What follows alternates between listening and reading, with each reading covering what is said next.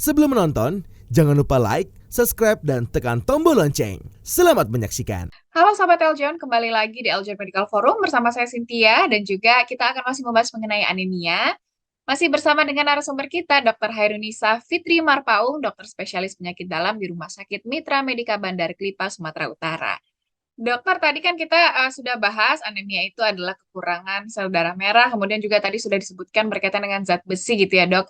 Nah, Hmm. kalau berkaitan dengan apa yang dikonsumsi, makanan, minuman, atau buah-buahan gitu ya, Dok, Hmm. apa yang Hmm. bisa membantu meningkatkan atau menjaga sel darah merah itu, Dok? Baik, iya ini juga pertanyaan bagus ya Cynthia. Jadi Mm, eh, kalau kita ngomongin zat besi, asam folat, B12, itu memang kesannya kayak di awang-awang doang ya kan? Karena apa itu zat besi, ya mm, kan? Nggak pernah tuh makan yang berbesi-besi gitu kan? oke. Apalagi asam folat apa lagi tuh ya kan? Mm, Nah jadi sebenarnya zat besi itu eh kita ngomongin zat besi dulu. Itu paling banyak di daging-daging merah ya. mm, Jadi di sapi, da, di eh, ya banyaklah daging-daging merah yang memang banyak mengandung zat besinya. mm, Nah itu pun zat besi itu kita bagi dua. Ada zat besi dari hewani, ada juga yang tumbuh-tumbuhan atau apa dari tumbuh-tumbuhan gitu kan ya. Nah, tapi memang yang paling ampuh menaikkan kadar hemoglobin itu adalah zat besi dari daging-daging merah mm, gitu. Kemudian telur juga itu banyak zat besinya. Kemudian jeroan seperti hati gitu kan ya. mm, Hati ayam, hati sapi itu juga banyak zat besinya. Nah, jadi sebenarnya makanya anak-anak dalam masa pertumbuhan, ibu-ibu hamil, itu memang kita sangat sarankan untuk rutin mengonsumsi daging-daging merah ataupun bagian-bagian dalamnya gitu. Telur juga itu tinggi dengan zat besi. Nah, kalau untuk yang nabatinya ya pada dasarnya walaupun nggak sebanyak ini, nggak sebanyak eh, sumber hewani, tapi buah-buahan, sayuran itu juga tetap ada kandungan zat besinya. mm, Intinya makanya kenapa kita disarankan untuk makan yang seimbang. Nah, tapi yang jadi masalah adalah kebiasaan ini nih. Kalau nggak, tapi mungkin di Indonesia sering juga. Jadi misalnya ada kebiasaan ketika makan mm, itu dibarengi sama yang namanya teh-teh gitu ya, pakai teh. mm. Ya, baik itu tehnya dikasih es atau enggak, itu sama sekali nggak berpengaruh. Yang penting yang ada tehnya. Teh itu sebenarnya nggak boleh dikonsumsi bersamaan dengan daging. Oh gitu. Kenapa? Iya, karena ketika kita mengonsumsi teh bersamaan dengan daging, teh itu ada kandungan taninnya, ya, Mm, tanin pitatnya. Yang kalau misalnya kita konsumsi, itu akan mengurangi penyerapan zat besi. mm, Jadi percuma kita gitu udah makan steak ya kan, steak yang mm, mahal gitu. mm, Tapi kita minumnya pakai teh manis, pakai teh tawar atau pokoknya ada kandungan tehnya. Itu sayang mm, sekali gitu. Nah, kalau teh mengurangi penyerapannya, mm. sebenarnya ada alternatif lain yang enak juga, tapi meningkatkan penyerapannya. Apa Mm. itu? Itu adalah vitamin C yang banyak di jus jeruk ya. Oke. Nah, jadi tidak hanya jus jeruk sih, guava atau apapun itu yang tinggi vitamin C-nya, Mm, itu meningkatkan penyerapan zat besi. Jadi kalau Cynthia nanti makan steak atau daging atau apapun itu, daripada harus pakai teh, pilih aja jus gitu ya kan yang tinggi mm, vitamin C-nya. Nah, untuk vitamin asam folat B12 itu juga sama sih. Hampir semua di makanan-makanan sehat kita dari kacang-kacangan kayak gitu ya. Buah-buahan itu ada kandungannya. Cuman memang ada orang-orang dengan risiko tertentu yang akan kekurangan B12 dan asam folat ini. Misalnya, ada saudara-saudara kita yang vegetarian, ya kan? mm, Nah, vegetarian itu kan memang jarang mengonsumsi, bukan hampir pantang Ya. mengonsumsi daging ya kan. Jadi memang mereka beresiko dan biasanya mereka udah tahu tuh untuk mengonsumsi suplemen. Karena kan dagingnya nggak bisa dimakan. Jadi mereka akan kontrol gizi untuk mendapatkan suplemen zat besi, asam folat, dan B12 tadi. Gitu. Nah, untuk makanan yang lain standar aja sih Cynthia. Ya, ada produk susu ya kan. Keju juga kayak kan zat besi. Semuanya standar. Yang penting dikonsumsinya jangan berlebihan. Karena kalau misalnya daging merah dikonsumsinya 1 hari 1 kilo, yang dapat bukan cuma zat besinya, kolesterolnya juga dapat ya kan. Jadi ya sesuai porsinya aja gitu.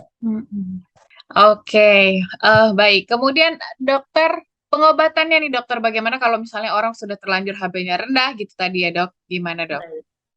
Nah, jadi Sin, sebenarnya untuk anemia sendiri kita membaginya dulu apakah dia anemia ringan, sedang atau berat gitu. Kita ambil yang rata-rata aja ya, yang perempuan misalnya. Kita sebut anemia ketika dia sudah di bawah kadar HB-nya 12. Nah, jadi kalau misalnya sedang itu dari 10 sampai yang ringan ya, 10 sampai 12 gitu ya. 10 sampai 11,9 gitulah misalnya. Terus yang sedang 8 sampai 10 gitu. 8 sampai 9,9. Kemudian yang berat di bawahnya lah ya, di bawah 8 sampai 5. Terus sangat berat di bawah 5 gitu. Nah, untuk penanganan pasti berbeda-beda. Pertama kita lihat dari ringan beratnya anemia ini. Jadi kalau misalnya kadar HB-nya cuma 10,5 gitu. Mungkin bisa kita mulai dulu dari perbaikan pola makan. Gitu ya kan? Mungkin kita lihat kira-kira dia ini anemianya karena apa ya? Kita harus singkirkan dulu penyebab anemia yang lain. Jadi maksudnya kita nggak boleh langsung berpikir, oh ini anemia defisiensi zat besi, nggak boleh. Kita harus singkirkan dulu bahwa anemianya ini bukanlah anemia karena penyakit tertentu. Misalnya tadi tidak ada masalah keganasan atau kanker-kankeran, ya kan? Kedua, dia tidak ada masalah di sumsum tulang. Ketiga, ini bukan bawaan lahir, dia bukan penderita talasemia gitu. Intinya harus tersingkir dulu yang lain gitu. Baru kita mungkin, oh iya ini berat ke anemia defisiensi zat besi gitu kan ya. Oke. Nah, anemia defisiensi zat besi pun kita punya pemeriksaan objektifnya. Kita bisa memeriksa kadar zat besi. Jadi langsung aja periksa kadarnya. Ternyata, wah ternyata zat besinya normal nih gitu kan. Bukan zat besi masalahnya. Coba deh ke B12 gitu. Coba deh ke asam folat gitu.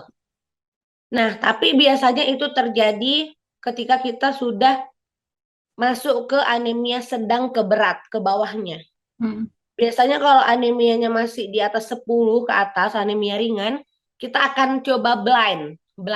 Jadi kita kayak blind terapi gitu, kita tes dulu pakai anemia, pakai obat-obat suplemen zat besi, atur pola makan gitu ya. Tapi ternyata nggak naik juga atau malah makin turun. Nah, itulah kita harus gencar nih mencari kira-kira apa penyebabnya gitu kan ya. Kita nggak boleh langsung mikir, iya nih kamu malas makan gitu kan ya. Makanya kamu anemia gitu. Ternyata ada masalah lain yang sebenarnya bisa dideteksi lebih awal ya kan. Jadi kayak misalnya penderita leukemia. Itu jarang loh yang langsung kayak dia tiba-tiba lemas pingsan gitu. Enggak. Jadi gejalanya diawali dengan anemia dulu gitu. Ternyata setelah telusuri, wah ternyata hatinya udah membesar ya kan. Udah ada tanda-tanda keganasan yang lainnya. Nah jadi kalau untuk penanganan itu balik lagi. Pertama, apa jenis anemianya? Ya kan?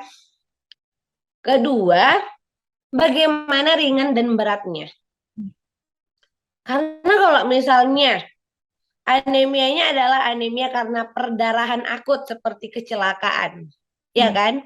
HB-nya dari 12 jadi 4. Masa iya kita kasih zat besi, ya Iya. kan? Mm-mm. Udah pasti dia masuk ke rumah sakit, ke IGD, masukkan cairan, masukkan darah dong ya. Iya. Karena ini adalah anemia dalam keadaan akut artinya. Mm-mm. Dimana kalau kita nggak cepat-cepat nambah darah, kematian di depan mata, ya kan? Mm. Jadi eh, sama sekali jangan self diagnose lah istilahnya, Iya. ya kan? Jadi nggak selamanya, wah HB ku 9 gitu kan ya. Iya karena aku ini diet kemarin gitu. Mm. Jangan langsung nyimpulin sendiri. Karena Iya. memang anemia itu cuman ada anemia, 6 huruf. Yang kalau sebenarnya kita buat mappingnya itu luas Iya. sekali ke bawah. Nah, jadi butuh belajar bersemester-semester untuk bisa menyimpulkan itu. Kalau memang dokternya bilang memutuskan ini depresi ke arah depresi zat besi, terapinya cukup mudah memang. Mm. Tinggal kasih suplemen ya kan, Mm. makan yang baik, jaga pola hidup, terus ya udah nanti naik dia. Biasanya sih dalam sebulan bisa naik tuh sampai 2 sampai 3. Misalnya di awalnya 9, bulan depannya udah naik tuh jadi 11 12 gitu. Kalau memang anemia depresi gitu. Jadi balik lagi ke situ ya Cynthia ya. Mm. Intinya ketika ada gejala jangan sembarangan beli produk-produk yang bisa naikkan HB. Jangan-jangan ternyata ada penyakit-penyakit lain yang ada, ya Mm-mm. kan gitu. Oke, jadi macam-macam ya dokter sebetulnya pengobatannya karena Iya, penyebabnya juga tadi banyak banget. iya. Tapi memang kalau dibilang persentase betul, Hmm. 80% itu ADB, anemia defisiensi besi. Tapi Oke. kan kita nggak bisa lah ya langsung kayak menyepelekan yang lain. Karena Mm-mm. walaupun cuma 0,01%, kalau ternyata benar itu masalah sumsum tulang, itu bisa jadi kegawatan, ya kan? Mm-mm. Gitu. Kalau yang parah itu seperti apa dokter anemia ini? Mungkin kan orang menganggapnya lu cuma letih, apa Hmm. lunglai gitu ya dok ya. Tapi kalau parahnya seperti apa?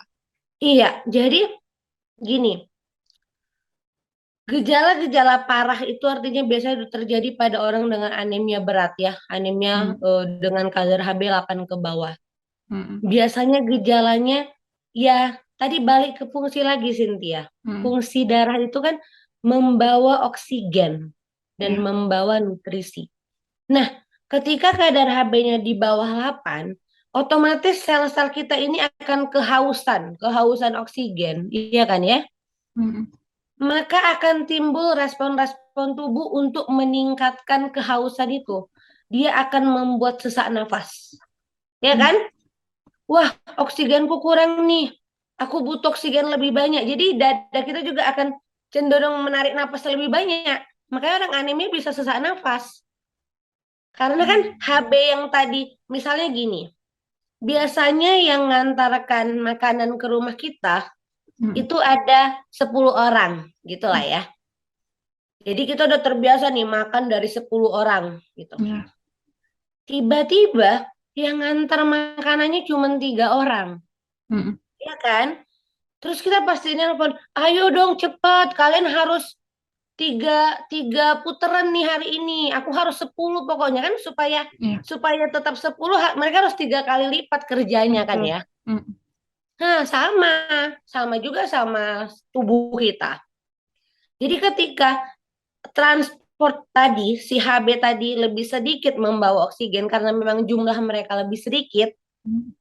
itu tubuh kita akan meningkatkan banyak hal. Satu, meningkatkan frekuensi nafas.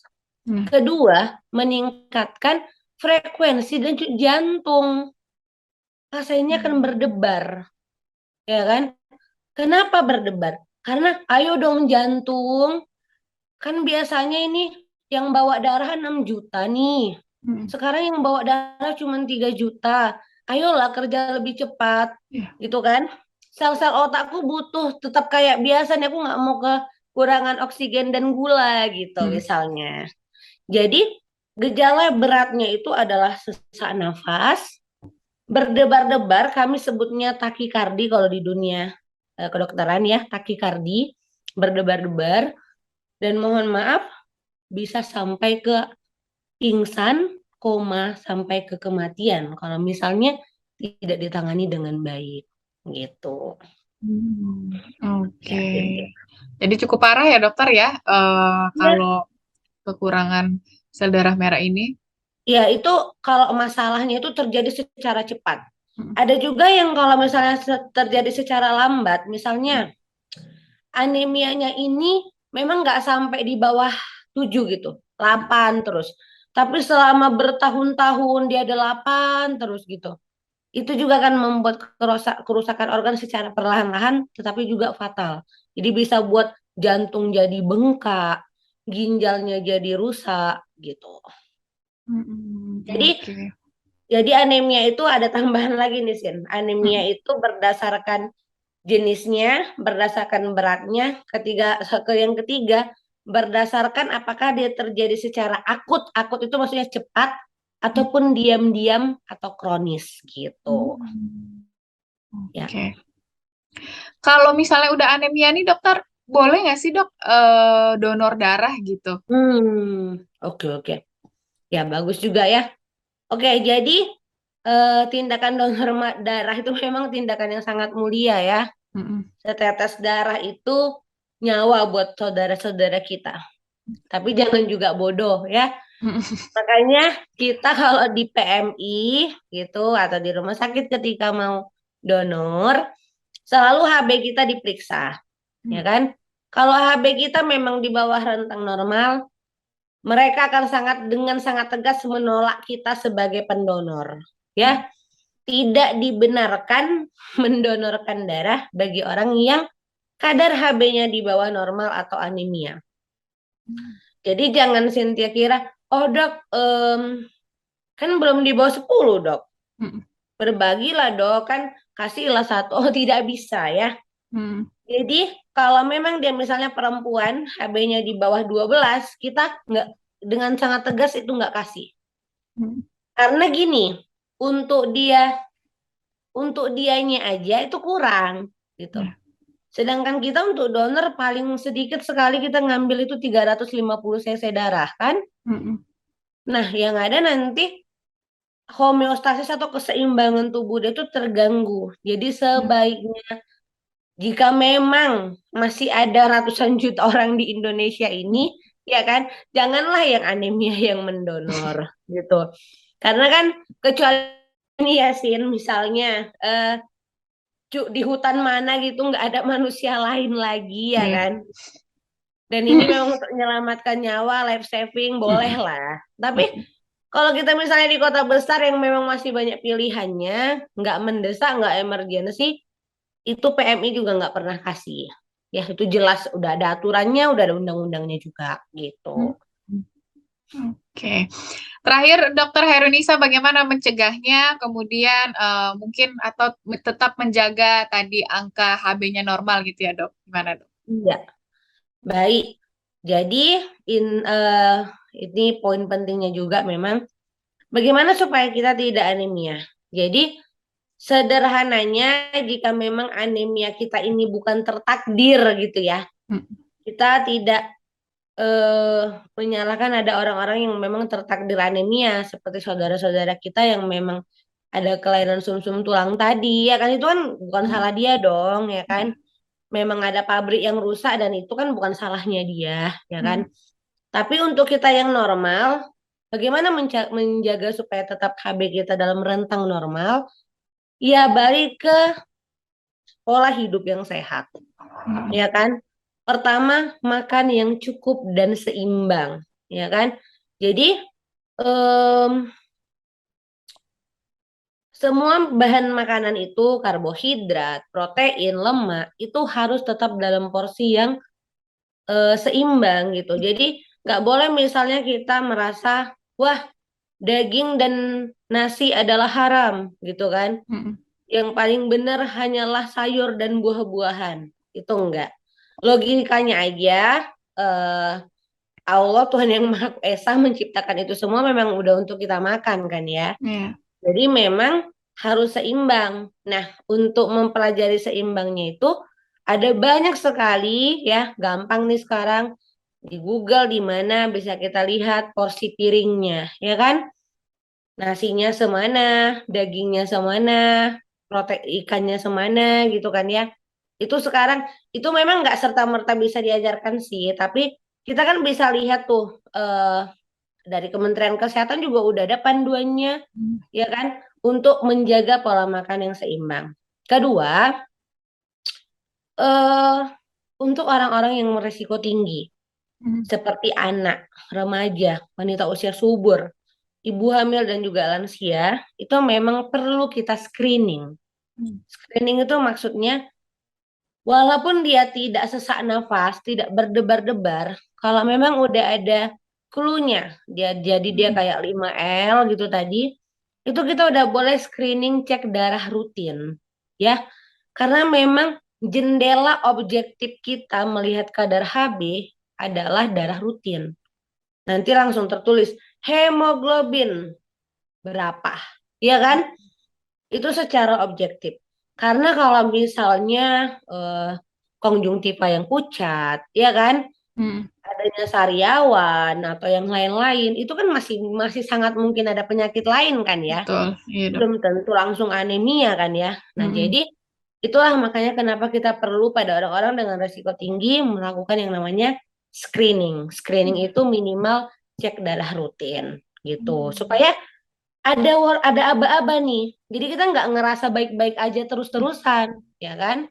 Kemudian mungkin yang terakhir supaya memang kadar HB-nya tetap itu adalah tetap olahraga juga ya. Dimanapun itu olahraga itu meningkatkan keseimbangan dan fisiologis tubuh kita. Ya, kemampuan tubuh dalam membentuk. Karena kan sel darah merah itu diproduksi di pabrik tubuh kita kan ya. Bagaimana mungkin kita bisa memproduksi sesuatu yang berkualitas dengan baik kalau misalnya kita nggak olahraga. Nggak olahraga itu kan akan banyak sekali radikal bebas di tubuh kita ya, toksin segala macam. Jadi jangan harapkan kita bisa dapat eritrosit yang bagus, yang bisa hidup 120 hari, kalau ternyata pabriknya pun kurang bagus dalam memproduksinya gitu. Jadi bukan nggak ada benang merah antara olahraga dengan anemia gitu. Ya. Oke. Baiklah Dokter Hairunnisa, saya terima kasih banyak hari ini sudah sharing-sharing soal anemia. Terima kasih dokter. Sama-sama Cynthia. Sama-sama Eljon TV. Baiklah, sahabat Eljon, tadi kita sudah mendengarkan dari Dokter Hairunnisa seperti apa soal anemia ya. Tadi yang paling penting adalah melakukan screening supaya kita tahu apakah kadar hemoglobin tadi normal atau ternyata kita mengalami anemia sehingga lebih cepat tahu dan kita tahu juga bagaimana penanganannya untuk segera pergi ke dokter dan lain-lain. Dan kemudian tadi yang paling penting pola hidup, olahraga, kemudian juga makanan-makanan tertentu tadi ya yang mengandung zat besi, B12 dan lain-lain yang sudah dijelaskan oleh Dokter Hairunnisa. Tapi balik lagi tadi dokter juga katakan yang penting seimbang. Jadi nggak kurang juga, nggak juga kelebihan. Kalau kelebihan mungkin akan kolesterol gitu. Semoga berguna dan juga bermanfaat bagi kita semua. Saya Cynthia dan juga Dokter Hairunnisa Fitri Marpaung, dokter spesialis penyakit dalam, pamit undur diri. Sampai jumpa. Halo Sobat Eljon, saya Vanessa Fadila Arif, Putri Pariwisata Indonesia tahun 2022 perwakilan DKI Jakarta 5. Gimana? Sudah nonton YouTube-nya belum? Jangan lupa like, comment, subscribe, dan juga nyalakan tombol loncengnya ya. Terima kasih.